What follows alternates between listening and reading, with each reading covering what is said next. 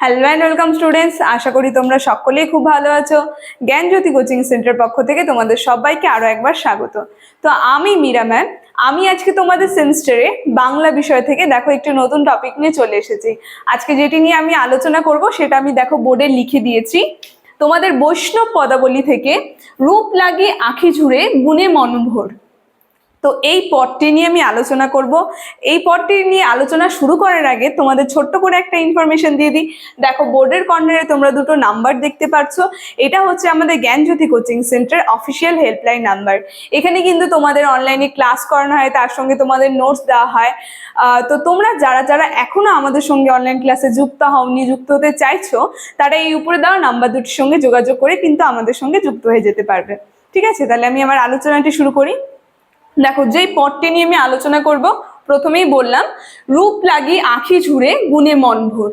এই পদটা কোন তোমাদের পরীক্ষায় তোমাদের কিভাবে আসে সেটাও কিন্তু আমি লিখে দিয়েছি। কোশ্চেনটা দেখো, কোন কবি রচিত এবং কোন পর্যায়ের পদ আর উদ্ধৃত অংশটির তাৎপর্য লেখো। এইভাবেই কিন্তু তোমাদের পরীক্ষায় আসবে কোশ্চেনটা। ঠিক আছে, দেখো কোন কবি রচিত যদি কোশ্চেনের অ্যান্সারটা বলি, আমি লিখে দিয়েছি বৈষ্ণব কবি। তোমরা একটু খাতার পেনে লিখে নেবে, ঠিক আছে, আমি যখন বলবো। এটা হচ্ছে বৈষ্ণব কবি রচিত, বৈষ্ণব কবি জ্ঞান দাসের রচিত। এটা রূপানুরাগ পর্যায়ের পদ। এই প্রথম কোশ্চেনটা কিন্তু আমি বলে দিলাম। ঠিক আছে, বৈষ্ণব কবি জ্ঞান দাসের রচিত, রূপানুরাগ পর্যায়ের পদ। দেখো 3 নম্বর যে কোশ্চেনটা আছে, তোমাদের এখানে বেশি নাম্বার থাকে, যে উদ্ধৃত অংশটির তাৎপর্য লেখো। মানে এই যে পদটা আছে, এই পদটির তাৎপর্য লিখতে হবে। ঠিক আছে, তো এই পদটা যে আছে, পদটার প্রত্যেকটা লাইন, তোমাদের দুটা কোশ্চেন কিন্তু একসাথে হয়ে যাবে। প্রত্যেকটা লাইন নিয়ে আমি আলোচনা করব, সেগুলা বিস্তারিতভাবে বোঝাবো। তার সঙ্গে তাৎপর্যের অ্যান্সারটা যে আছে, এই উদ্ধৃত অংশটির অ্যান্সারটা আমি বলে দেবো। ঠিক আছে, দেখো বলেছে যে প্রথম এই পদটা শুরুতেই বলেছে রূপ লাগি আঁখি ঝুড়ে গুণে মনোভর।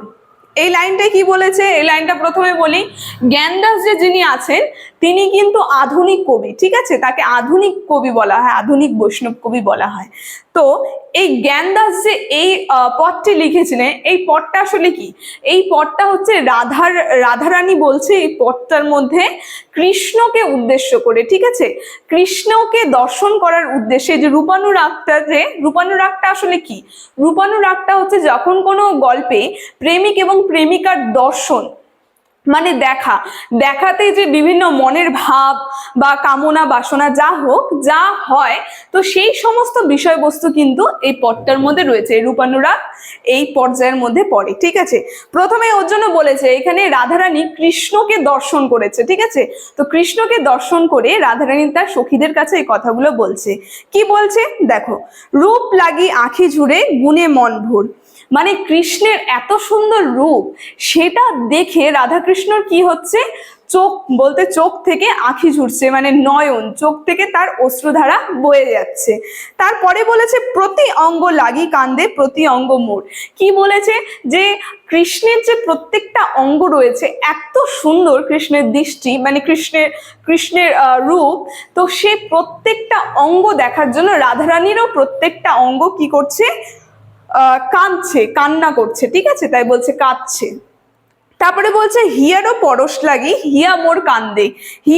হিয়া শব্দের অর্থ হচ্ছে হলো হৃদয়। ঠিক আছে, তো হৃদয়ের মিলনের জন্য, হিয়ার পরশ বলতে হৃদয়ের মিলনের জন্য রাধারানীর হৃদয় কাঁদছে, মানে কৃষ্ণের সঙ্গে তার অন্তরের মিলনের জন্য কিন্তু রাধারানীর অন্তরও কাঁদছে। তারপরে কি বলেছে, পরাণ পীড়িত লাগি স্থির নাহি বান্দে। পরাণ পীড়িতি বলতে প্রিয় মানুষকে বুঝিয়েছে, যে তার প্রিয় মানুষ, সেই প্রিয় মানুষের জন্য সে নিজেকে স্থির রাখতে পারছে না। রাধারানী সেই কৃষ্ণের জন্য নিজেকে কি করছে, স্থির রাখতে পারছে না। বলেছে সই কি আর বলিব, যে পণ করিয়াছি মনে সেই করিব। রাধারানী সেই সখীদেরকে বলছে, তার যে সখীরা রয়েছে, বলছে সই কি আর করব আমি, কিন্তু মনে মনে আমি যে জিনিসটা পণ করেছি, সিদ্ধান্ত নিয়েছি, আমি কিন্তু সেটা করবই। তারপরে বলেছে রূপ দেখি হিয়ার আরতি নাহি টুটে। আরতি শব্দের অর্থ হচ্ছে হলো আকুতি। ঠিক আছে, কৃষ্ণের এত সুন্দর রূপ, সেই রূপ দেখে কিন্তু রাধারানীর যে ভিতরের আরতি, সেটা কিন্তু টুটছে না। বল কি বলিতে পারি যত মনে উঠে, বলো কি বলিতে পারি যত মনে ওঠে। মনে যে তার কৃষ্ণকে দর্শন করে রাধারানীর যে মনের যে ভাব, এত আনন্দ, সেটা সে মুখে প্রকাশ করতে পারছে না, তার হৃদয়ের আনন্দ। বলছে দেখিতে সে সুখ উঠে কি বলিব তা, দেখিতে সে সুখ উঠে কি বলিব তা, দরস পরশ লাগি আলোয়েছে গা, আলোয়েছে গা। ঠিক আছে, বলছে তাকে যে দেখে আমি কি সুখ পাই। ঠিক আছে, আলোয়েছে শব্দের অর্থ হচ্ছে হলো উথাল পাথাল। তো রাধারানীর দেহ কি হয়েছে? উথাল পাথাল, তার মন উথাল পাথাল হয়ে গেছে সেই কৃষ্ণকে দর্শন করে। তারপর যে হাসিতে খসিয়া পড়ে কত মধুর ধার, লহু লহু হাসে পহু পীড়িতির সার। বলছে কৃষ্ণ যখন হাসছে, হেসে হেসে তার মধুধার যেন খসে পড়ছে সেই হাসিতে, মানে রাধারানীর মনে আরো প্রেম উৎপন্ন হচ্ছে কৃষ্ণের হাসি দেখে। ঠিক আছে, তার প্রীতি বলতে কৃষ্ণের প্রতি যে তার ভালোবাসা, সেটা কি হচ্ছে? আরো বেড়ে যাচ্ছে। গুরু গুরু গর্বিত মাঝে রহি সখী সঙ্গে, পুলকে পুরোয়ে তনু শ্যাম পর সঙ্গে।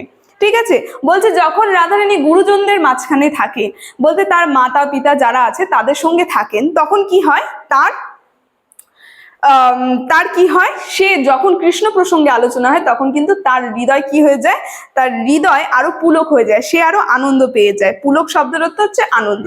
পুলক ঢাকি করি কত পরকার, নয়নে ধারা মোর বহে অনিবার। বলছে সেই আনন্দটা আমি লুকাতে চাই, আত্মীয় স্বজনের মাঝে, গুরুজনদের মাঝে লুকাতে চাই, কিন্তু আমি লুকাতে পারছি না আমার সেই আনন্দটা। ঠিক আছে, মানে তার নয়ন বলতে তার চোখ থেকে জল পড়ছে। এটা স্বাভাবিক, আমরা যখন বাড়িতে গুরুজনদের, আমাদের মা বাবাদের সামনে কাঁদবো, তখন তারাও একটু দ্বিধা বোধ করবে যে কেন কাঁদছে, আসলে তার কারণ কি।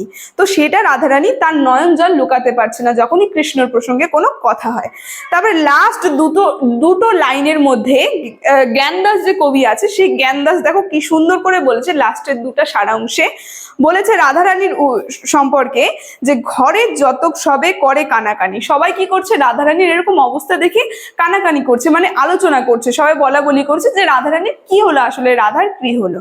তারপরে বলেছে যে জ্ঞান কহে লাজ ঘরে ভেজাই আগুনি, জ্ঞান কহে লাজ ঘরে ভেজাই। জ্ঞান বলতে এই যে জ্ঞানদাস কবি বলছে যে লাজ ঘরে ভেজাই আগুনি, বলতে রাধা যে আছে তার যে লজ্জা, সেই লজ্জা সরম সবকিছুর মধ্যে কি দিয়েছে? আগুন দিয়ে দিয়েছে। তাই বলছে, মানে গুরুজনদের কাছে, গুরুজনদের সামনে কোনো কিছু লুকাতে পারছে না, তার চোখ থেকে অশ্রু বেয়ে পড়ছে সেই কৃষ্ণর প্রসঙ্গে কথা শুনে। তো এই কথাটা বলেছে যে রাধারানী তার যত লাজ সরম যা হয়েছে সব কি করেছে? সবকিছুই আগুন দিয়ে দিয়েছে। তো কবি জ্ঞানদাসের এই পদটি সম্পর্কে আজকের আলোচনাটি আমার এতটুকুনি ছিল। আলোচনাটি আমি এখানেই শেষ করছি। আশা করি তোমরা বুঝতে পেরেছো। ভিডিওটি যদি তোমাদের ভালো লেগে থাকে, অবশ্যই like, comment, share and subscribe করে দেবে। Thank you.